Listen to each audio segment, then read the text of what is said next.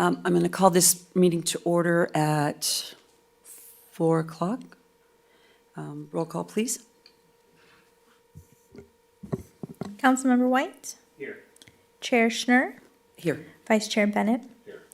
Member Guerna? Member Plone? Here. Youth Council Member Ashton? Here. Community Services Director Doug Story? Here. Alternate Member Salcedo? Here. And alternate Member Valdivia said that he would be absent this evening. We have any requests for excused absences? From Member Valdivia. Valdivia. And if you don't mind, I'd like to just do a quick intro before we go into the rest. Absolutely. We have a brand new member here. We have a standing seat for the youth council members, and so this gentleman here has been elected by his peers to be the Parks and Recreation Committee youth council member. So I'll let him introduce himself to the group.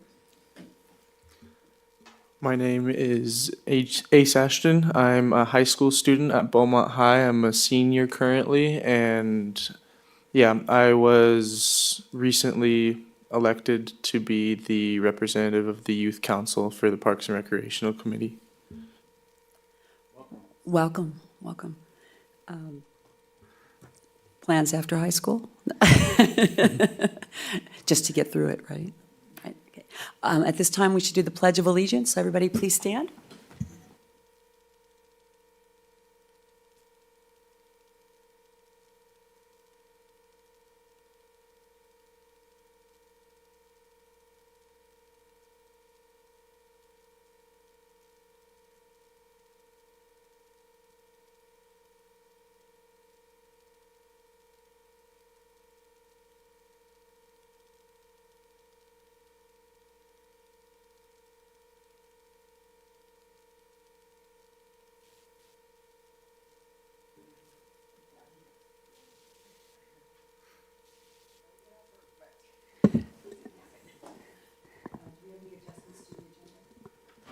Any adjustments to the agenda? No. Okay. Conflict of interest disclosure, I think. At this time, we'll do the public comment period for items not on the agenda. This meeting will be open to the public and conducted in a virtual format to be inclusive of all participation preferences. Public comment participation is encouraged by emailing any comments to the city clerk's office or by calling in using the phone number provided on the front of the agenda. Do we have any public comments for items not on the agenda? I have no written requests. Vivian, do we have any callers on the line? Yes, I have one caller. Is it for items not on the agenda? Yes. Good. Yeah, not on the agenda. Okay. All right. Go ahead and send it through.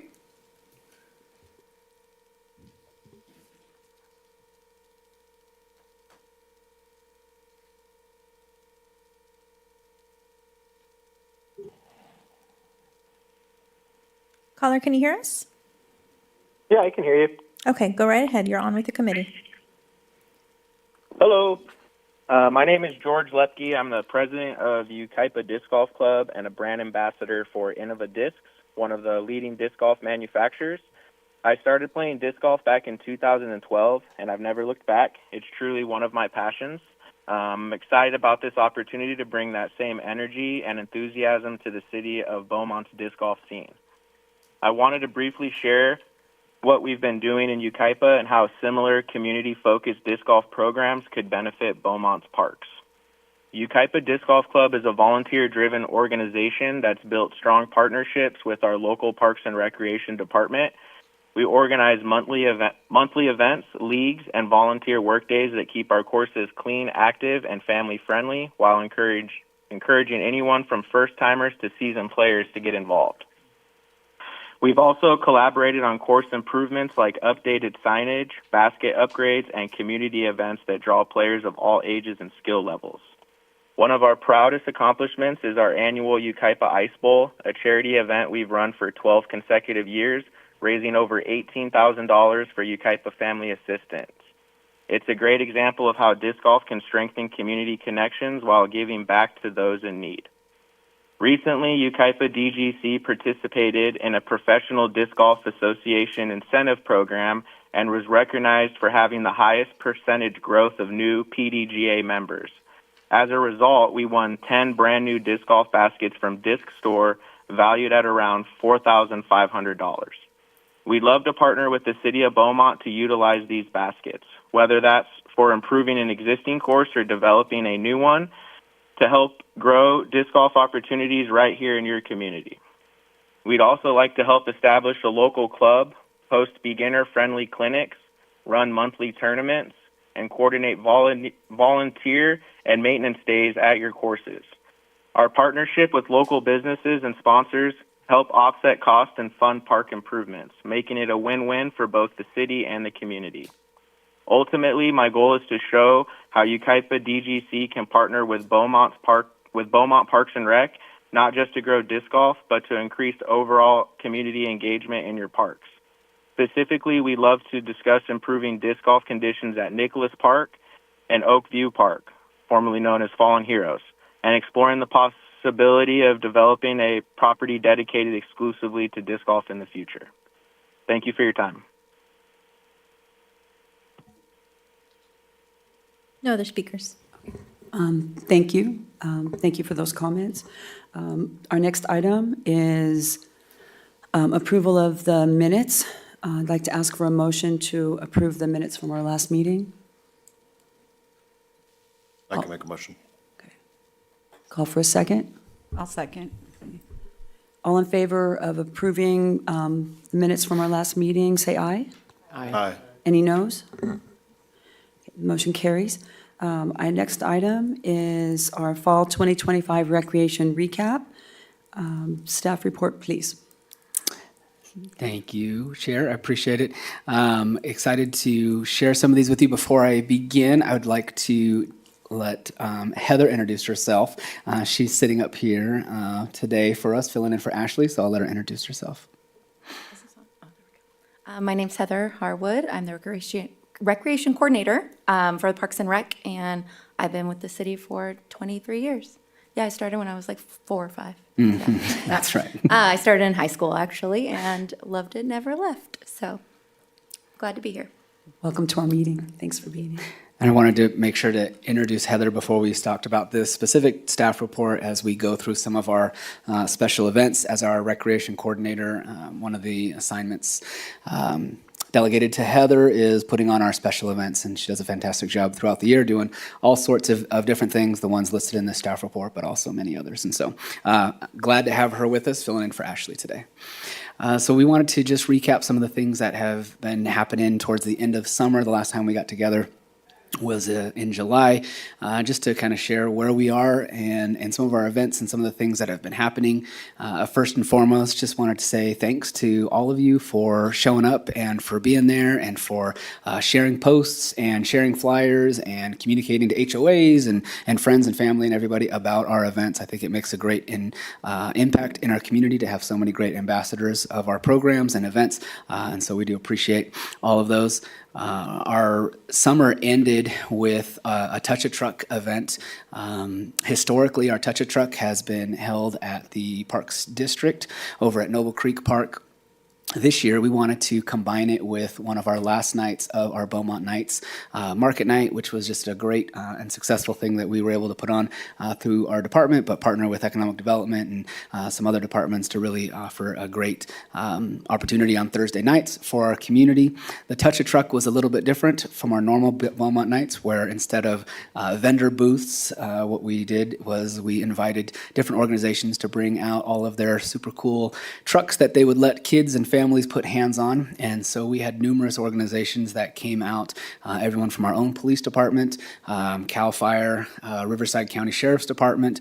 We were able to partner with West Coast Arborists, who brought out one of their giant boom trucks. That's the company that maintains all of our trees in our community. Our department, Community Services, Public Works, and loads of others. We had Morongo Fire. And we had Banning Police, all came out, and it was just a great night. And the whole idea of the night is to just showcase some of these agencies. What are the tools, what are the trucks, and what are the fun things that they have in order to serve our community. One of the great things that we were able to coordinate this last year was a flyover from our Riverside County Sheriff's Department.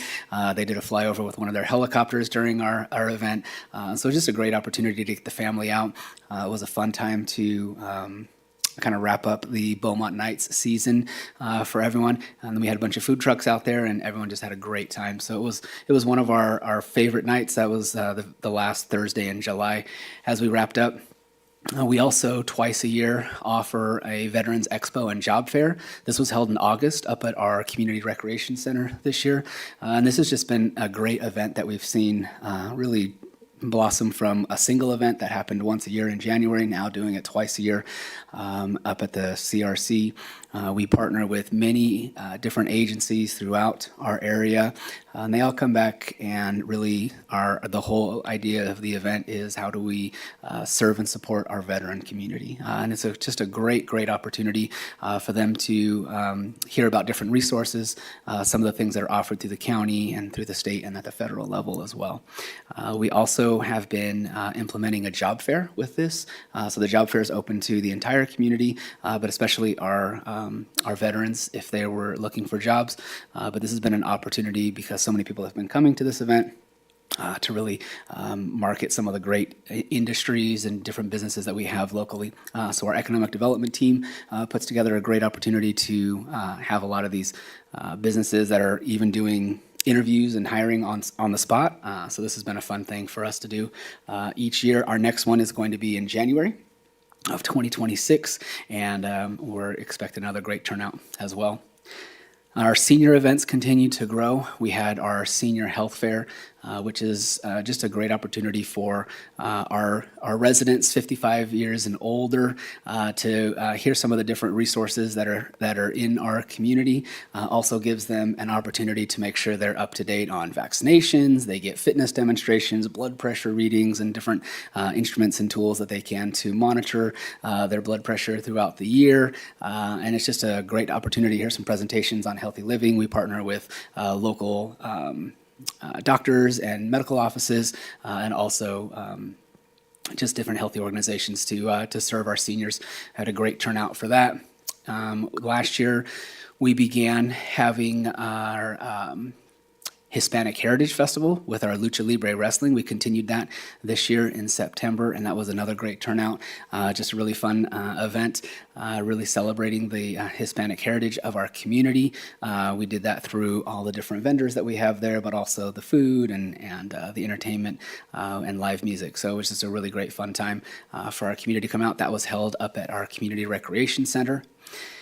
This year, we also, just a few weeks ago, we were able to have our public safety memorial ceremony. This was the first time we've been able to do a ceremony for the public safety side since the reopening of our new Memorial Plaza outside. And so that was just a really great treat for our community. This year, we added 7 names of previous employees who served under our fire department, who had passed recently. And those names were added to our memorial outside, and we held a special ceremony for them and their families. We had just a really great turnout from the community and a lot of their families that got to see their names get added to the special area that we have outside.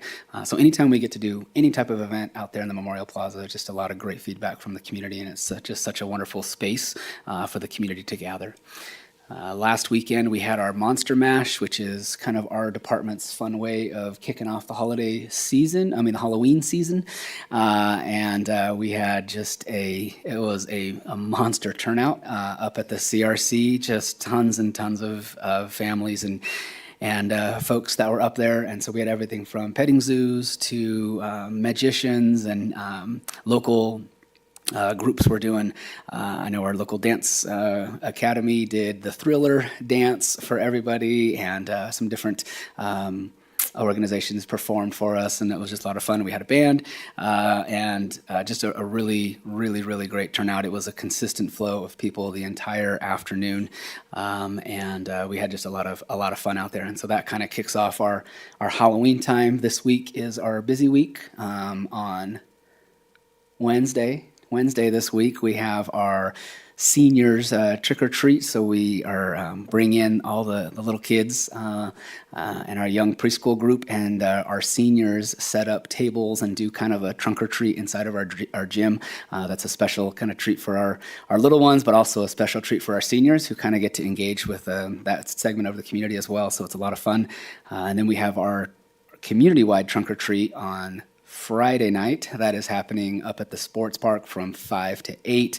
And we'll expect thousands of people that'll come through that night on Halloween night. So that'll be fun. And then the very next day, we do our Dia los Muertos event up at the CRC. And that's just a fun event for us as well. We started that event last year, and we anticipate a great turnout this Saturday. So this is a busy week for Heather and her crew and our team. And so we're excited to offer some of these things. The third quarter has been a great quarter for us, and the fall is always a fun time for our community to gather. So we appreciate the support, like I said, from everyone on the committee, but also the community support in coming out to these different events.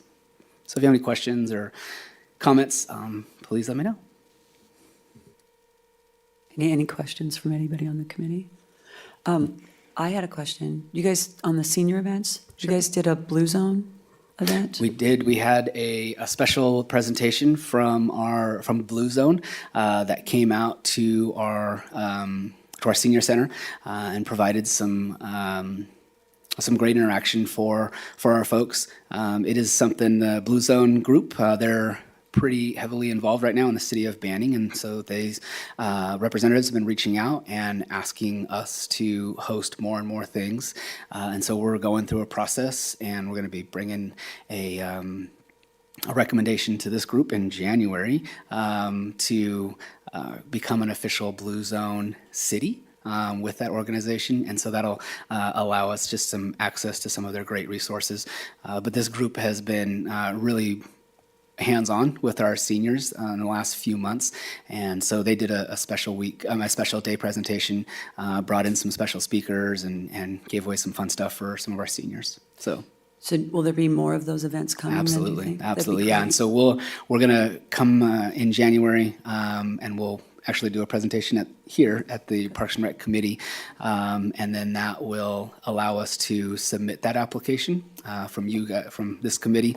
It'll give us the thumbs up, and then we need a council resolution type thing to go forward. And so after that meeting, then we'll do it at the council level, and then that allows us, like I said, just to have a little more specific and intentional access to that Blue Zone group. And so some of the activities and things that they've been starting in our neighbor city next door, they'll be able to do here as well. So it's just another great way for us to offer some healthy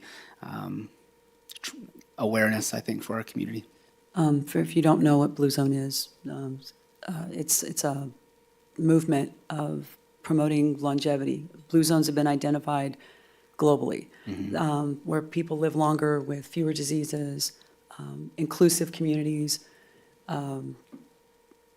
It's an amazing observation in our planet, and that movement is global now. So it's actually really exciting. So I'm very happy that we're actually moving in that direction. Yeah. Based out, the big epicenter is Loma Linda was the Yes. study. Loma that Linda was they one of the did. first of the And five. so from Loma Linda, they spread out and into neighboring communities. You know, how can we also duplicate some of the things that are happening in these healthy communities, you know, in neighboring areas and everything. And so it's a fun thing. I think it also gives us some partnership to that medical center and university and some of those fun things as well. So it's gonna be a good thing for our community. So that's wonderful.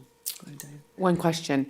So is it like a wellness for seniors? Is that kind of That's what it is? it's a community-wide concept? wellness, so it's For not everybody. just geared towards seniors, it's more community-wide wellness.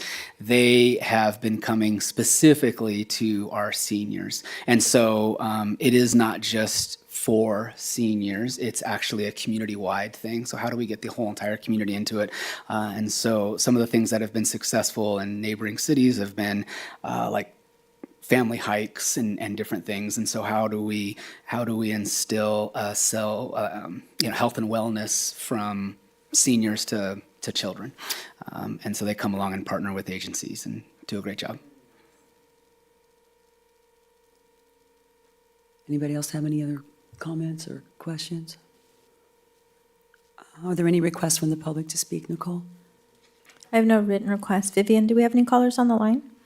No callers. We need to do a discussion. We're ready to move. There's no motion required. So just receive and file? Receive and file? Okay. Thank you. Good report, Doug. Thank you so much. And then the next item is C3 Parks updates. Strategic Plan Target 5, Quality of Life and Community Well-being. Staff report, back to you, Mr. Story. Thank you. I wanted to just provide a few updates on some exciting things that are going on as far as our parks. The first being with Stewart Park. So I know I've received questions from our committee members and also community members on where we are in this process. And so the last time we spoke, we discussed why we were pausing some of the work out there for a time being. This is all in relation to the grant that we have received, or that we are working to finalize so that we can receive the $3.1 million for that grant. So since that stoppage has happened, we've continued to meet with OGALS, and in the report you see the word OGALS over and over. OGALS is the state side of this grant organization, and so they are the ones that run the grant and administer the grant for the feds. The grant and the money actually comes from National Park Services and the federal government side. And so they partner to administer these grants. We've been working with them and having several meetings, so we've updated the timeline a little bit on where we are. One of the big things that we've been working on in this part of the process is what's called the NEPA and Section 106, which is an environmental document that's required anytime you receive federal funds. And so we received the clearance from the state, so we had to submit that to OGALS and the state first. They had 90 days to review it on August 1st. That was then submitted to the federal side for review, and so the state wrapped up their review, and then on August 1st, it was sent to the feds for their review. So National Parks is now reviewing the NEPA and Section 106 documents. The Section 106 is the cultural assessment, and so this gives us an opportunity to reach out to any local Native American tribes that were in our area. We went through that process, and if any of them were interested in seeing the plans or asking questions about the plans or any of those things, that was the part of that process where they're allowed to do that.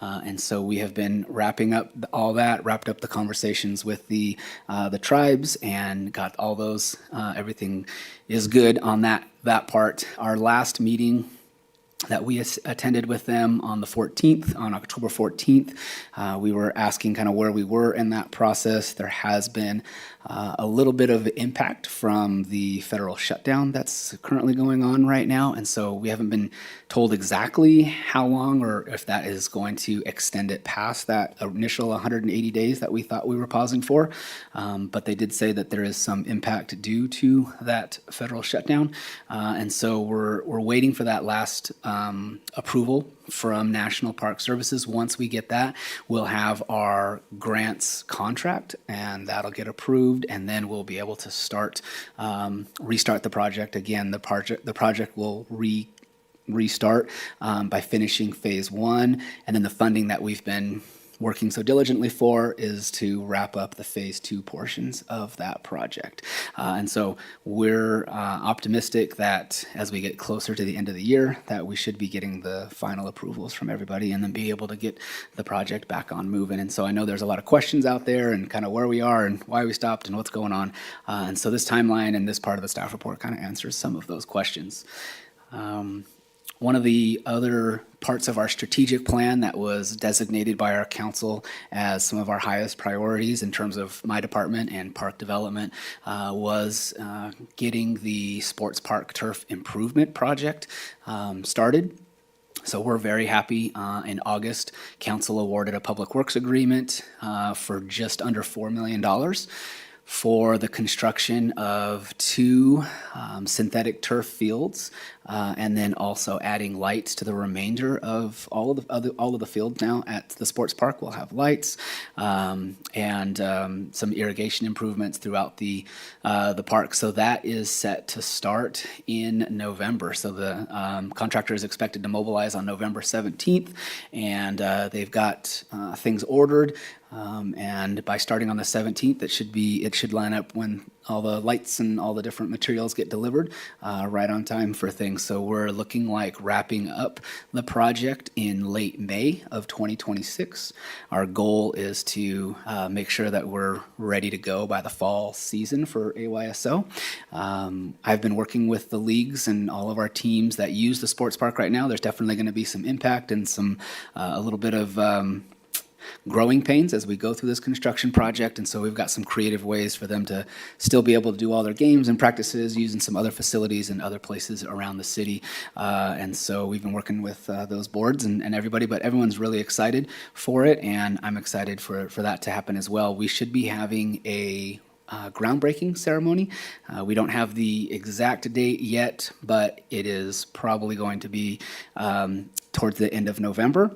So we'll let all of you know as well. We'd love to have all of you attend and be there for that. And so we are working out some logistics for that so that when we break the ground, there can be some ground disturbance behind it and make for some good photos and all that fun stuff. So about 140 days, like I said, for that completion of the project. So we should be playing on that in the spring and in the summer of next year. So we're very excited. The last thing I wanted to add in our report is a lot of community members and some of your neighbors have been asking about the city's newest park, and they've seen a park that is off of Sorenstan in the Fairway Canyon area. That park was completed by Meritage Homes. This is going to be the city's 19th park. It is complete. Last week they were able to get their final building inspection things done. There's a couple of little tweaks that they have to make on a couple of things, but we're confident that those fences should be coming down in probably the next 3 weeks is what we're assuming, 3 to 4 weeks max. And then the park will be open to the public. Meritage Homes will maintain that park for 12 months, and then we will take over maintenance of that park after that. I wrote down some of the things that are in there, but a really nice large grass area, really cool playground, and some fun stuff on the playground, pickleball courts, basketball courts, very large restroom facility, pavilions with tables, rentable spaces for parties, fun walking path, on-site parking. It's a great park. We're excited and looking forward to taking that over. So we will begin to maintain it, and Kevin and his team will maintain it probably in October of 2026. And we're excited to have that. We're going to have an official ribbon cutting. We are looking at, they just sent me the date today, and it is January 10th, January 10th. So on Saturday, January 10th, we will have an official ribbon cutting day, and we'll be out there at the new Meritage Park. So it's in the Fairway Canyon, just off of Tuckwit and Sorenstan. So any questions on some of our park projects and upcoming things, let me know. I have a couple. Yeah, please. So with the Meritage Park, while it's under their control for that whole 12 months. So like, let's say pickleball courts, do we have to go through them to reserve it, or what, is it just open and you use it as you see fit? Yeah, so it'll be open. The pickleball courts will be open. And we can help partner in kind of setting up reservations and different stuff in the meantime. As far as the maintenance and taking care of it, that is with them for 12 months, and that's mostly for plant material and making sure the grass grows and all that type of stuff, so that when we receive it, we know for sure that everything that was planted is going to live. But for some of those things, like renting the pavilion, or if a group wanted to come in and do something on the pickleball courts or whatever it may be, we can help facilitate that as well. Yeah. Perfect, thank you. Lights? No lights at this Okay. one. No lights. Walking path lights, but nothing on the pickleball courts. Any more comments? Okay. Are there any requests from the public to speak? I have no written request. Vivian, do we have any callers on the line? No callers. Any need for discussion on that? Anybody else have anything they would like to add to Doug's report? Okay. I really appreciate all those updates. Those were a lot of the things that people have been asking me about too, so I appreciate that so much. No motions required, sure. so we're going to receive and file. I'm sure you're very tired. Retired, never tired. Talking about parks, I never get tired All about day, that. every day. C4, our next item, and I think that's our last one, Parks and Rec Committee Policies and Procedures. I think we go to you, Nicole, for that? Yes, I'll take this one. Good afternoon, committee. No, they say welcome back. This item is regarding the term and the tenure of the members. So this December will be about 2 years that we've had you members here, part of the committee. When the policy and procedures was established, it was established with 7 members with a 2-year term. And in the policies and procedures, it states that council has the ability to stagger the terms.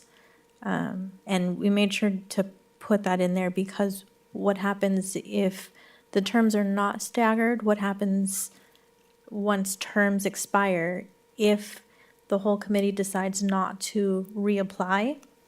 We could potentially get a whole new committee, and so then there's no real tether between what's been done previously and the new. So it's a little tough to start with a brand new group. So I wanted to bring that to the committee's attention. This would need to go to council for their approval to stagger, but I wanted to bring it to see if there were any ideas or recommendations on how to do so that that can be presented to council in that way. So I will open it up to the committee to discuss, come up with any ideas. I will summarize and we can present it to council. Well, go ahead. How did the other committees, how did those get started, and how did you guys do that process? What's your example? There, like, like What's your example? Your past practice. Versus kind of reinventing the wheel, which doesn't make any, just Sure. doesn't make sense to me. We haven't, because this is a new committee, we haven't had a new one in a very long time, so this is kind of new. So I can give a couple of recommendations and you guys can decide if that works.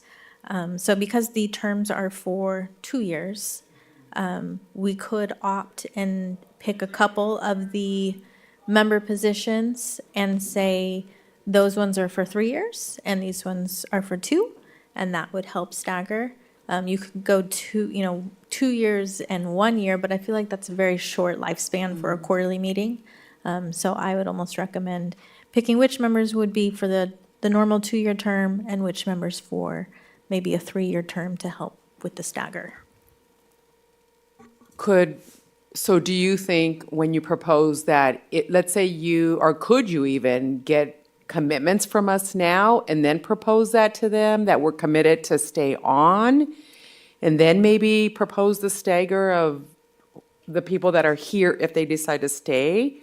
Sorry, I didn't mean to cut you off. if No, you it's were done okay. with your- So regardless, the term would have to end in December. Okay. Anybody that wanted to stay would then reapply.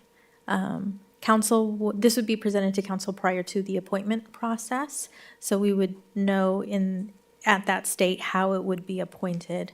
But yes, anybody that wanted to re-up on their position would reapply.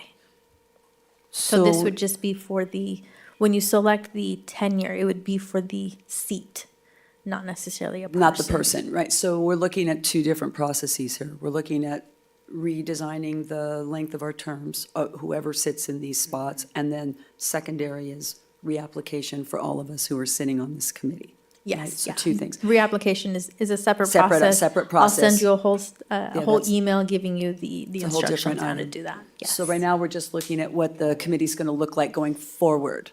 So, and you're looking for continuity, so that you have people who are still serving on the committee and bringing other members in and keeping that line going instead of having a complete standstill and retraining and, Right. and reconfiguring Looking everything for that we do. overlap, yes. Right, okay.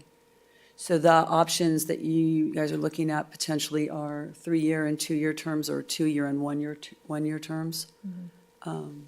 What about one question I would ask in council is, what about the idea of anyone who wants to remain on the committee could come back for 1 year? and then we appoint the other half of the committee as 2 years. And then we just go from 2 years from there. I'm curious as to what a 3-year commitment might do to our application, what's the word I'm looking for? Pool. Demand, yeah. We do have the backup of having 2 alternates. So if 3 years, are you concerned that 3 years might be too long? Yes. So if that were the case and someone kind of tapered off towards the end, we do have 2 alternates that we could slide into place that we've established in that scenario. So if someone is out for whatever reason, we have alternate backup to fill their spot. Yes. So, okay, but are you saying one person go for one more year, or I'm not sure, I'm not sure what you meant. Well, I think the first thing we have to do is determine how many people want to be on the committee again. And if any of those people would volunteer for a 1-year term, just so that we could stagger it. That would give the continuity that we need, as well as bring on new members. It's likely also that if we have more than half the number of committee members that want to stay, then we'd want to throw everyone into the pool for the reappointment. But just thinking out loud. I'm okay with either of your options or suggestions. I guess it would be weighing out the 2 different scenarios. If we had everybody that wanted to re-up, then we're still in the same position. Or nobody that wanted to re-up. And what if one of our alternates, or both of our alternates, want to actually have a chance to Apply. Yeah. be in this position and not remain there too? That's very important too. Absolutely. Dennis, did you want to say something? So what if you make those 2 3-year positions the alternate positions, and then on year 3, they move into regular positions, and then you bring in the alternates and switch it around, kind of like that. That way your alternates aren't just alternates the whole time, then they move, and then the others move out, and then 2 more move in here. Something like that. I don't know, you figure it out.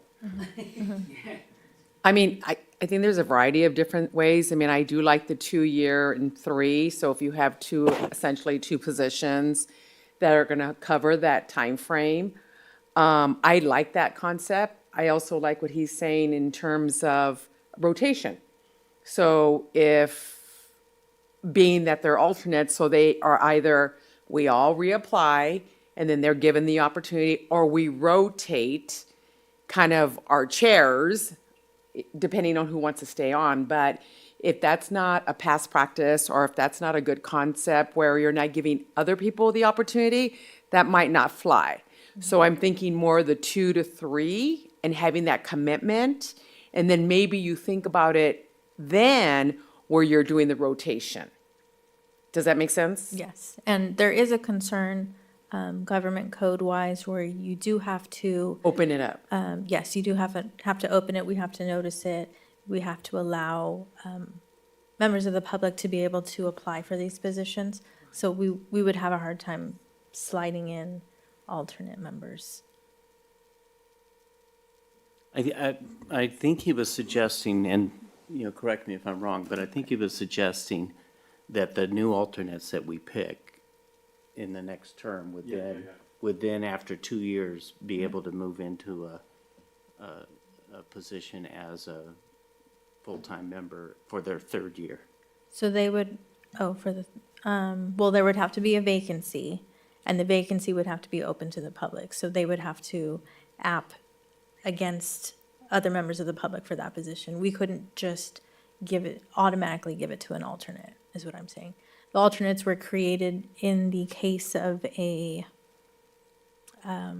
unscheduled vacancy. So if somebody left midterm, we would be able to fill that in that case.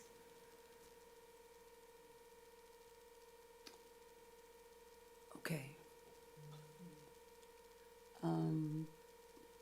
For me, my opinion, I think the process is legally, we all have to reapply for our spots. So, and that includes alternates have to reapply too. And then it's up to the council to decide who, just like when we did this first process. So they'll decide who becomes what position by their vote. So it's really up to the council. But I like 3 and 2. I like 3 and 2. I think there's so much work to be done.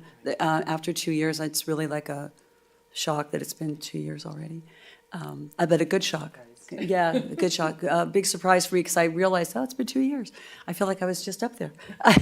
So for me, 3 and 2 would be good to provide continuity and relationships, because that's really what this is all about. Like, we're all out there doing our relationship building in the community with our staff and attending events. And I'd like to also see a more connected role with our youth person as well, so that we have some things going back to the high school community about what's happening in the Parks Department, and more participation. So Ace, that'll be you, right? Right? That we actually consider that as well, because this has been such a new thing for all of us to really dig into, and there is a lot of work. There is a lot of work. So I myself am for 3 and 2, and I know that there's no motion to be made here for that unless I'm supposed to make one, but is that an option?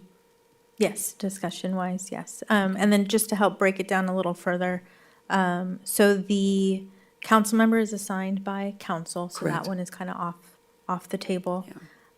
And then youth council member, that's one that's elected by youth council, so Correct. that one is one that we don't need to worry about either. So really, it comes down to the sports league associate representative, and then the 3 members of the Beaumont community, and then also establishing the term for alternate members, if that's something we want to look at. So for voting members, it would be 4 positions. So it'd be easy to just split between the 2, 2 and 2, So 2, 3, and 2, 2 years? if that's But it would only be 3-2 this first year. correct. After that, it goes to 2. Yes. Everyone's 2-year term. Yeah. Okay. Okay, so. Okay, I think that makes sense to do split here and split the alternates. So if we add One. the 2 alternate seats, then that's a total of 6, so we could do 3 and 3. Yeah, that just makes mathematical sense, I guess. okay, I need a chart. No. I need a visual of that person. Okay, so I would like to make a motion that we explore the options for 3-year terms and 2-year terms for our 4 community and 3 community seats and our 1 sports league associate or representative, and also for our alternate members.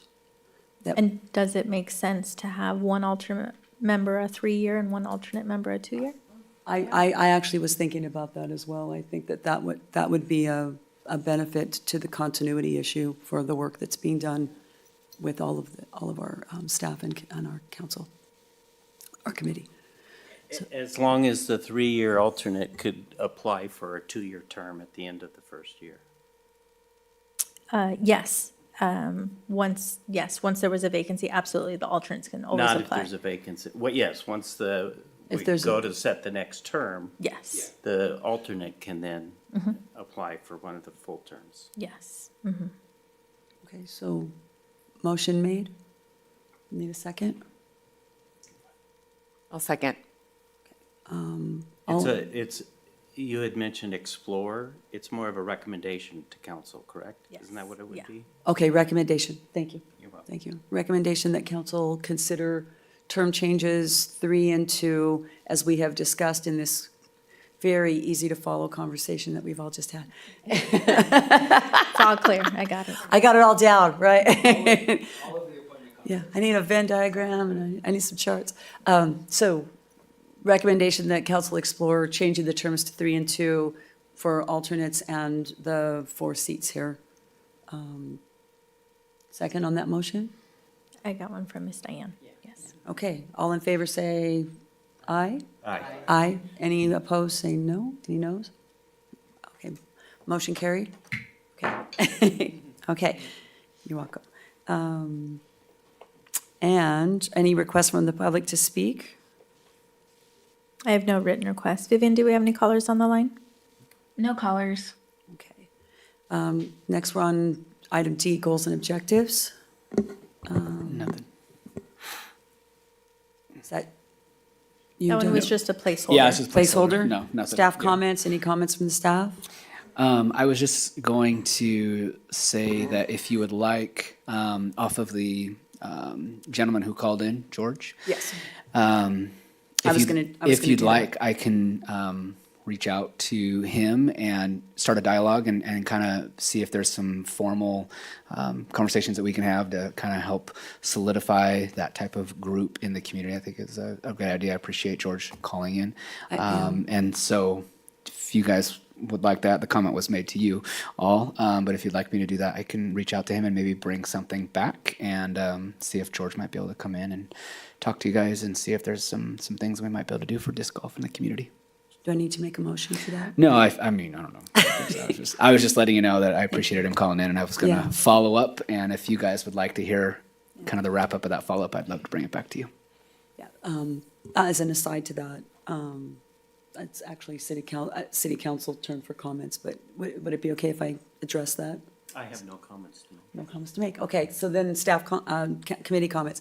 One of our residents in Fairway he emailed us previously, Clint Yates, and he and George and several other disc golfers did a great thing not too long ago, to which, Kevin, I owe you a big thank you, I think, because they called and asked how to get the disc golf area cleaned up because they were having a fundraiser for a group in Palm Springs.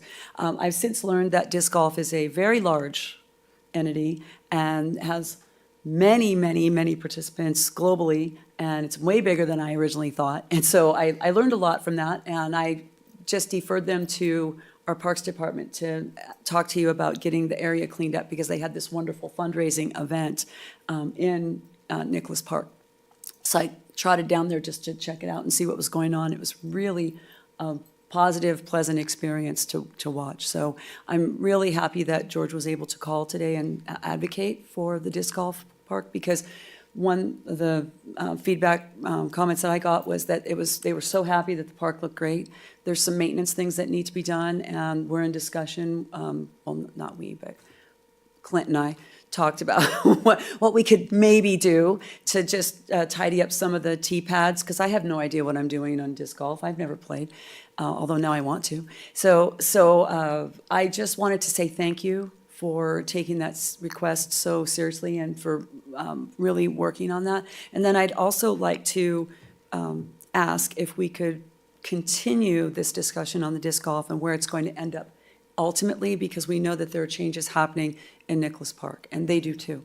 And they are very willing and eager, and they're organized, and they have a lot to bring to the table on where we could actually do that disc golf. So would it be appropriate for me to ask for a staff report on the status of disc golf and what the possibilities are, and working with our community members to bring that to a more concise direction instead of just like, okay, well, it's going to change and we don't know what's going to happen, and really put some effort into finding out where we can put them, because they've been there for a long time and people come from all over. And one of the things I have noticed, having lived here for as long as I have, is that when you drive by the park, you don't see a lot of things going on, and they're like any park. Just because it's not happening right at that moment doesn't mean it's not happening. So on that effort, would I be able to ask for a staff report? Please on do. Yeah, status? absolutely. I will add that to my January Okay, stuff, and then we will have a conversation about it. Absolutely. okay. Thank you. And then I had one other comment on the blue zone issue.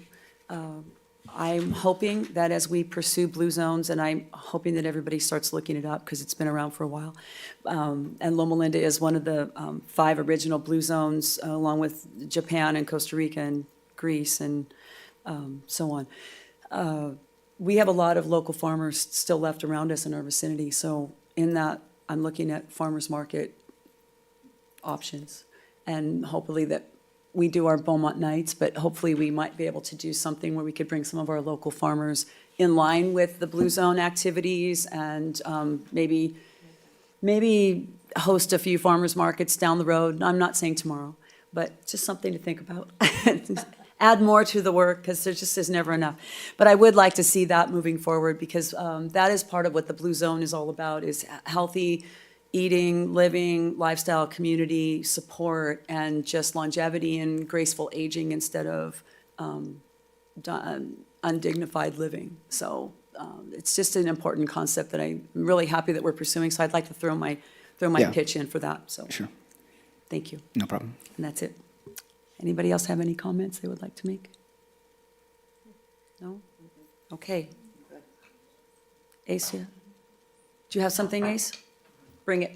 I would like to speak on, so I'm a very goal-oriented person. I'm here to make our parks more accessible to the special needs community. And currently, our parks aren't very accessible at all to people with cerebral palsy or wheelchair-bound people.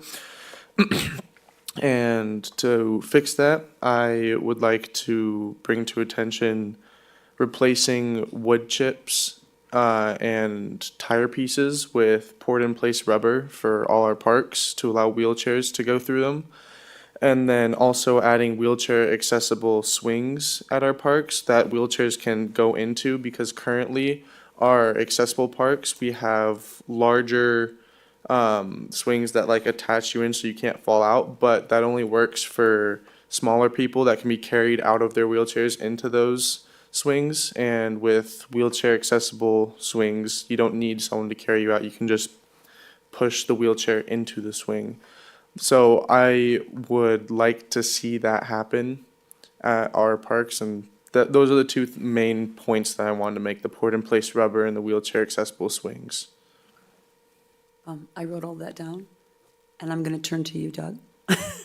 Say, Sounds, yeah, great.